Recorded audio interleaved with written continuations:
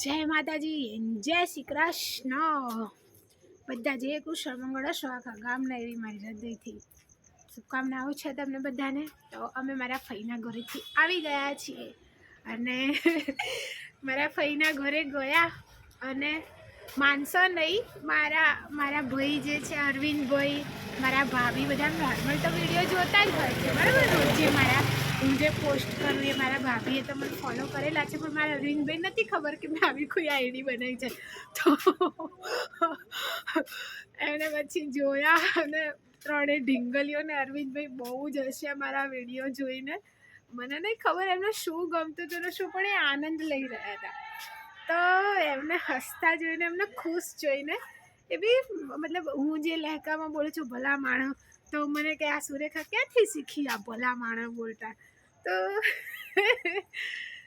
એટલે કે એમના ચહેરા ઉપર એક ખુશી હતી. મારી ત્રણેય ઢીંગલીઓ, મારી ભત્રીજીઓ એટલી હસી રહી હતી મારો વિડીયો જોઈને. તો બસ એક આનંદ થયો અને એવું ફીલ થાય કે ના, કંઈ ખોટું તો નથી જ કરી રહ્યા ભાઈ, બરાબર. ખબર નહીં, અજાણ્યાઓ તો સપોર્ટ આપી જ રહ્યા છે, સહકાર બી આપી રહ્યા છે. ટૂંક સમયમાં હવે જુઓ ને તમે, ઇન્સ્ટાગ્રામમાં આજકાલ કરતાં 9,500 ફોલોવર્સ થઈ ગયા અને યુટ્યુબમાં બી 850 સબસ્ક્રાઈબ થઈ ગયા. એટલે બાપરે બાપ, બહુ મોટી વસ્તુ કહેવાય. પણ મારા પરિવારના, મારા ઘરના આટલો સપોર્ટ આપે છે તો આમ એક અલગ આનંદ થાય છે. અને મેં જ્યારે હું લાઈવ થઈ મારા ફઈના ઘરે જઈને, તો બધા મારા વિડીયોમાં આવવા માટે આતુર હતા. મતલબ એક આતુરતા એમના ચહેરા ઉપર દેખાતી હતી. તો કંઈ નહીં યાર, દુનિયા અને લોકો શું કહેશે એનું સાચે માં જ નહીં વિચારવાનું. આપણા ઘરના, આપણું પરિવાર કેટલો સપોર્ટ કરે છે એ બહુ મહત્ત્વનું છે.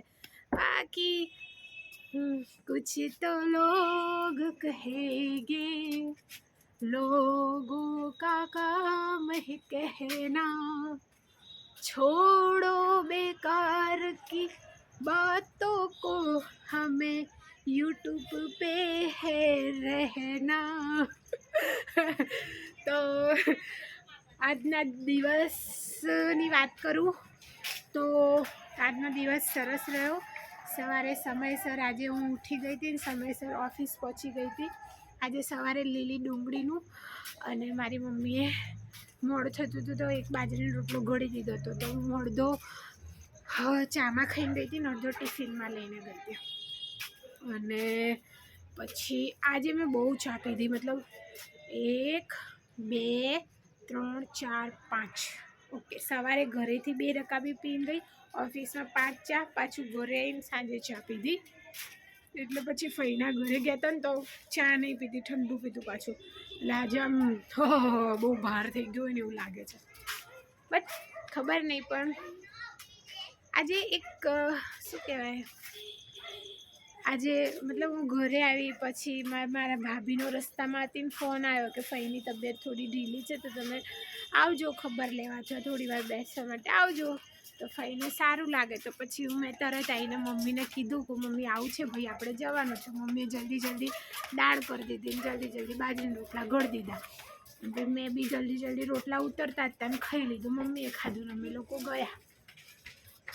પણ હું ઓફિસથી જ્યારે આવી, ભાભીનો ફોન આવ્યો પછી ઘરે આવીને આજે થયું એમ કે હું સવારે જે દીવા કરીને ગઈ હતી માતાજીને, છેક સવારે વહેલા, તો મમ્મીને એવું હશે કે એમને તેલ પૂર્યું હશે અંદર દીવામાં. બપોરે એમને ઓફિસ જવાનું હતું, ના ઓફિસની આવકનો દાખલો કરાવવા આજે મમ્મીને જવાનું હતું, તો એમને તેલ પૂર્યું હશે. તો હું છેક સાંજે ઘરે આવીને ત્યાર સુધી દીવા પ્રગટતા હતા. તો મને એમ કે જેમીને દીવાબત્તી કરી નાખી હશે. મને નથી ખબર કે આ સવારના દીવા હજુ સુધી થઈ રહ્યા છે. તો પછી મેં તો મારા રૂટીન પ્રમાણે ફ્રેશ થઈ, હાથ પગ ધોયા અને ચાય પીધી, પાણી પીધું ને માળા લઈને બેસી ગઈ. અને પછી માળા પૂરી થઈ ગઈ. મમ્મીએ કીધું કે આ તો સવારના દીવા થાય છે. તો મેં કીધું મમ્મી ના થાય, હું તો સામાન્ય તેલ ઘી પૂરીને ગઈ કેવી રીતે થાય? તો કે ના, મેં પૂર્યું હતું બપોરે. તો ખુશી થઈ. પછી ભાઈ મેં દીવા ફરીવાર કર્યા, સાંજના દીવા કર્યા અને અગરબત્તી કરી. તો એક આમ જાણ કે આજે આખો દિવસ માએ જ્યોત પ્રગટાઈને એવું સાબિત કર્યું અને આજનો દિવસ બી એવા બનાવ બન્યા કે એવું થયું કે આમ એક શક્તિ કેટલી ભેડી છે સાથે ખબર નહીં, આ વિશ્વાસ ટૂંકો પડે છે, બાકી માં તો ઘણી મોટી છે. તો બસ આજનો દિવસ બહુ સારો રહ્યો એવું કહું તો ચાલે. અને ફઈની તબિયત થોડી ઓલી હતી પણ અમે ગયા હું ને મમ્મી એટલે અમે વાતે વળી ગયા એટલે અમને જોઈને ફઈનું મૂડ આમ મજાવાળું થઈ જાય, કારણ કે ફઈ મમ્મીને અમે 3 ભેગા થઈને એટલે અમે લોકો વાતો કરીએ વાતો યુ નો નિંદા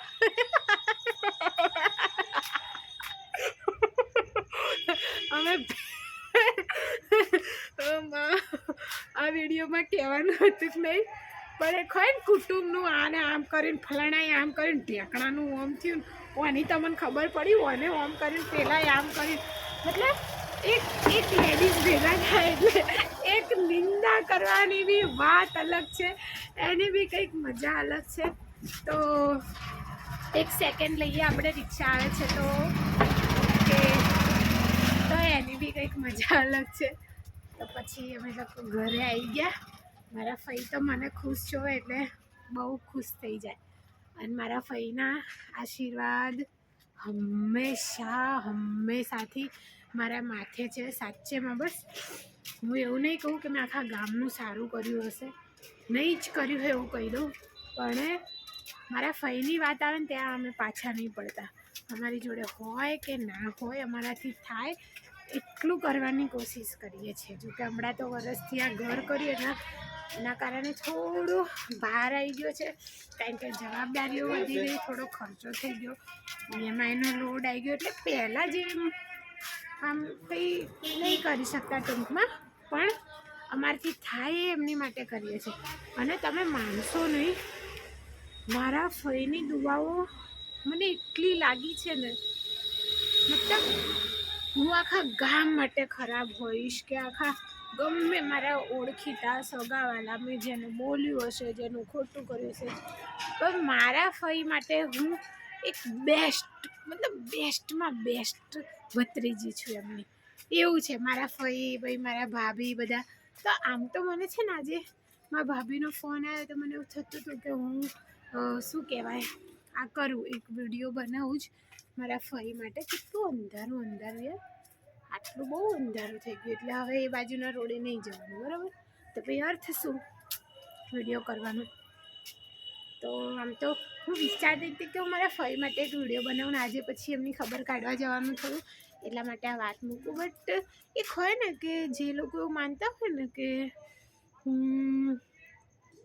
કુંવાસીઓને આપવાથી, કુંવાસીઓને સાચવવાથી ઘરમાં સુખ શાંતિ આવે, એમના આશીર્વાદ મળે, તો એ વાત સત્ય છે. એ મેં મારા ફઈ દ્વારા અનુભવ કરેલો છે કે તમારી કુંવાસીઓ રાજી તો હે મજા હોય. પણ એમાં પાછું અલગ અલગ વસ્તુ હોય છે, બધાને લાગુ નહીં પડતું. મેં એ બી જોયેલું છે ઘણીવાર, કારણ કે હું ઘણાના ઘરોની મેટરમાં ડંફાસ બહુ મારી દઉં, એટલે મને ખબર છે કે એના દીકરીઓ રિગાર્ડિંગ વાત ચાલતી હોય તો હું કોઈ સલાહ આપું કે કંઈ કરું તો હું બી ખોટી પડું છું. પણ ટૂંકમાં હું એમ કહેવા માગું કે અગર તમારા કે મારા આપણે એવા કેપેબલ છીએ, આપણે એવી લાયકાત ભગવાને માતાજી આપણને દીધી છે, અને આપણી આજુબાજુ કોઈ આપણા સગામાં જ આપણા કુટુંબમાં અથવા આપણી સગી ફઈઓ, બહેનો, કાકા બાપાની દીકરીઓ અગર દુઃખી હોય અથવા તો એમને જે જરૂરિયાત છે આપણે આપી શકીએ એમ છીએ, આપણી કેપેસિટી એટલી છે અગર, તો કરજો મદદ. આપણે ગામના નહીં આપીએ, તમે કબૂતરને ચણ નહીં આપો ને તો પણ એ દીકરીઓને મદદ કરી હશે ને તો એ પહેલી આગળ આવશે, અને એમને જે ખુશી થશે ને એ આખી કરોડો કબૂતરના ચણના પુણ્યથી બી બહુ વધારે હશે. કે મારા જો શબ્દો નથી કે કેટલા આશીર્વાદ મળશે દીકરીઓને.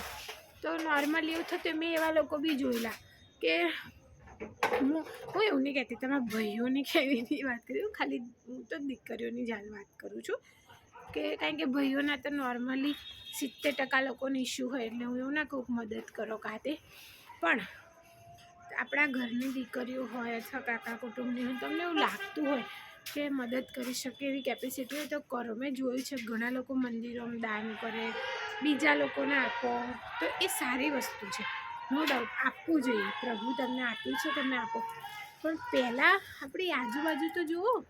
આપણે શું કહેવાય, કહેવત હતી ને, ઘરના બચ્ચા ઘંટી ચાટે. મને તો કહેવત એ નહીં આવડતી, બટ એક સરસ મજાની કહેવત છે. મતલબ એક કે ઘરના બચ્ચા ઘંટી ચાટે એવી કંઈક છે કહેવત, પણ એ વસ્તુ સાચી જ છે. તો તમારાથી થાય તો તમે એવું કરો કે આપણી જે આજુબાજુ આપણી દીકરીઓ હોય, ફઈઓ હોય, કાકા બાપાની દીકરીઓ હોય, ભગવાને દીધું હોય વધારે તો એમની મદદ કરો, અગર થાય તો અને હોય તો, બરાબર. બાકી તો તમે જે તમારી રીતે રૂટીન તમે પુણ્ય કરતા હોય કરતા રહેવું સારું છે, બરાબર ને. બાકી તો એક કહેવત આજે મેં રસ્તામાં આવતા યાદ કરી હતી, એટલે એ તો છે જ આખા ગામનો ખબર એ કહેવત કે મીઠું બોલનારના મરચાં વેકાઈ જાય અને કડવું બોલનારનું મધે પડ્યું રહે. તો હવે મને પ્રશ્ન એ છે કે એનો મતલબ એમ કે મીઠું જે બોલે છે મરચાં લગાડવાના જ કામ કરે, અને કડવું જે છે એ ડાયાબિટીસ કરી દે. એમ મને જો સમજાણી નહીં, પણ આ ક્યાંક માણસો ઉપર લાગુ પડતી વસ્તુ છે. આને બે રીતે લેવાય. એક આપણે દરેક વખતે મીઠું બોલ કરીએ ને તો એ લોકો આપણાને ગાંડા સમજે, અને બહુ કડવું બોલ કરીએ તોય ગાંડા સમજે. તો હવે એ કઈ પરિસ્થિતિમાં ક્યાંથી ક્યાં વળવું એ સમજવું અઘરું છે. કારણ કે આપણે મીઠું બોલીને મરચાં જેવા લોકોને હેન્ડલ તો કરી લઈએ છીએ, અને કદાચ કડવું બોલીને મધ જેવા સારા માણસોને દુઃખી બી કરી દઈએ છીએ. પણ એ પરિસ્થિતિમાં એ સિચ્યુએશન ક્યાં સાચવવી એ કેમનું સમજવું? જેમ કે આપણે બધા જોડે સારા રહીએ તો જે આપણે પોતાની અંદર ખરાબ થઈએ એનું શું? બધા જોડે સારા રહેવું આસાન છે? બિલકુલ બી નથી, અને શક્ય બી નથી. એકનું સારું કરવા જાય બીજાનું મોઢું ચડી જાય, અને એને સમજાવવા જઈએ તો ત્રીજું તો તૈયાર જ બેઠું હોય લાઈનમાં. તો આ બધું રહેવાનું છે, અને આ જ છે જીવનનો ખેલ. ઓકે, એટલે એમાં તો આપણે તમે કેવું કંઈ નહીં કરી શકે. મને એક ભાઈએ કીધું હતું કે બેન તમે શું કહેવાય કેમેરા સામે જોયા વગર વિડીયો બનાવો છો કે જોઈને બનાવજો, મને નહીં ખબર. હા, એમને એવું કહ્યું કે તમે કેમેરા સામે ના જુઓ, નહીં તો એવું લાગે છે કે સામે જોતા હોય એવું લાગે. તો ભાઈની સાચી વાત છે. હું ટ્રાય કરતી હતી કેમેરા સામે જોઉં તો એવું જ લાગે કે હું પેલી બાજુ જોઉં, પણ હું જોતી હતી આમ. એટલે ટૂંકમાં મારી સામે જોઈને જ વિડીયો બનાવવાનો, ટૂંકમાં એમ કહેવા માગું છું. અને બીજું તો ફઈના ઘરે જઈને એક અલગ જ આનંદ મળે. તમે લોકો બી જાઓ તો મારી ફઈઓના ઘરે મસ્ત હરો ફરો, મજા કરો, અને ફઈઓ જોડે મસ્ત વિડીયો બનાવો. હવે નેક્સ્ટ ટાઈમ તો હું મારા ફઈને ઘરે જઈશ ને તો 1 કલાક લાઈવ થઈને મારા ફઈ જોડે બહુ બધી શું કહેવાય હકીકતવાળી કહાનીઓ છે. સિગોતરમાના પરચાની અમારા જે જમલપુરમાં બેઠા ને મારા સિકોતરમાં એમને, તો એમને કહીશ કે ફઈ તમે એ બધું કહો કે કેમ આપણે માનીએ છીએ અને આપણને ક્યાં ક્યાં એમને પરચા પૂર્યા હતા. તો તમે સાંભળજો. મારા ફઈની ઉંમર હશે 60-65 વર્ષ, તો એમનો અનુભવ કહેશે, એમને જે અનુભવ્યું છે એ કહેશે, અત્યારે બી જે અનુભવે છે એ કહેશે, પછી મારા ભાભી બી કહેશે. તો લો એક ટૉપિક તો મળી ગયો આરામથી. તો હું તમને ગેરંટી મારીને કહું, બોલો અગર એ બધા પરચા અડધા કહેશે ને તો 1.5 કલાકે અડધા બી નહીં કહી દે. એટલું બધું છે, બધું આમ સાંભળવા જઈએ તો. અને મારો સ્વભાવ એવો છે કે મને તો મારી ઉંમરથી મોટા મતલબ આ ઘરડાઓ જોડે બેસવું ગમે. હવે હમણાંથી તો 2 વર્ષથી તો એ ઓછું થઈ ગયું. બાકી મારી નોકરીઓ જ એવી રહી છે કે હું બહાર જ રખડતી હોય, ને મેં ગામડા બાજુની નોકરીઓ કરી છે ખાસ કરીને. તો બધા ઘરડાઓ ઉંમરલાયકો જોડે બેસવાનું, વાતો કરવાની ને એ મજા જ કંઈક ઓર છે. અને ગામડા બાજુ જોઈએ તો કોઈક જ એવા લોકો હશે કે જે મતલબ શું કહેવાય આસ્થાને લગતી એમની જોડે જીવનમાં બનેલી હકીકત કહાનીઓ નહીં હોય, કે એ લોકો જોડે એવો મતલબ ખજાનો હોય છે ને કે આપણે આમ મજા આવી જાય સાંભળવાની. આ ખજાનો ઠલવીશું બહુ જલ્દી, કારણ કે હું એક મારા ફઈ ઘરડા છે, એમ તો મારા કાકી બી છે. મારા કાકી જોડે બહુ બધી વાર્તાઓ છે, પછી મારા મમ્મી જોડે છે. પછી જે એમનું બધાના લિસ્ટ બનાવીશ, બધી ડોશીઓના અને ડોહાઓના, પછી એમની જોડે બેસવાનું અને એમના જીવનના અનુભવ લેવા છે અને એમને કેવું તમે અમને શું શીખ આપવા માગો છો. બરાબર. આમ તો યુટ્યુબ ઇન્સ્ટાગ્રામ અમને આખા ગામની શીખ આપે છે. અડધા તો વગર માગે શીખ આપી જાય, એમનું ભાવ શું કરવાનું. 1 રૂપિયાની શીખ નથી માગી તો વગર માગે આપી જાય. એમની વાત આખી અલગ છે, એમને આપણે કહી શકાય નહીં. તો બસ એ જ છે જીવન, છે મજાનું છે. અને પરિવાર સાથેની મજા બી કંઈક ઓર છે, અલગ છે. અને બીજું કે હવે મને આવી રહી છે ભાભી મજામાં. તો હવે મને કદાચ આવી રહી છે, કદાચ નહીં કન્ફર્મ મને નીંદર આવી રહી છે. કેમ કે શું થયું જોવા, હું કેમ નીંદર આજે મને આવી રહી એની સ્ટોરી કહું. શનિવારે મારે રજા હતી, બરાબર. તો શનિવારે હું ઉઠી હતી કદાચ 11 સાડા 11ની આસપાસ એવું. અને પછી રવિવારે હું સૂતી હતી છેક 1:30-2 વાગે. કેવો મોબાઈલ મચેડીએ બાપુ, આપણી વાત થાય. એટલે પછી નોર્મલ વસ્તુ રવિવારે પછી વહેલા ઉઠી ગઈ હતી થોડીક, તો ઊંઘ પૂરી ના થઈ. અને પછી કાલે રાત્રે રવિવારે બી બરાબર ઊંઘ ના આવી, કારણ કે બહુ રખડી હતી શનિવારે, તો થાક જેવું ફીલ થતું હતું એટલે. અને પાછું આજે હું વહેલા ઉઠી હતી, કારણ કે ઓફિસ જવાનું હતું ટાઈમસર. તો એ થાક મને અત્યારે ફીલ થઈ રહ્યો. પછી થાકીને આવ્યા હતા, ઓફિસથી આવી પછી અત્યારે ગયા હતા ફઈના ઘરે જ છે. અને ફઈના ઘરેથી પાછા આવ્યા એટલે થોડો વધારે થાક થઈ ગયો, એટલે કદાચ મને ઊંઘ આવે છે આજે. તો બાય, જય માતાજી, જય શ્રી કૃષ્ણ. બધા હે ખમ્મા મજામાં રહો અને મસ્ત રહો ને તમારું સ્વાસ્થ્યને જાળવો. સ્વસ્થ શું થાય? સ્વાસ્થ્યને જાળવો અને સ્વસ્થ. ગુડ બાય, જય માતાજી, જય શ્રી કૃષ્ણ અને ગુડ નાઇટ.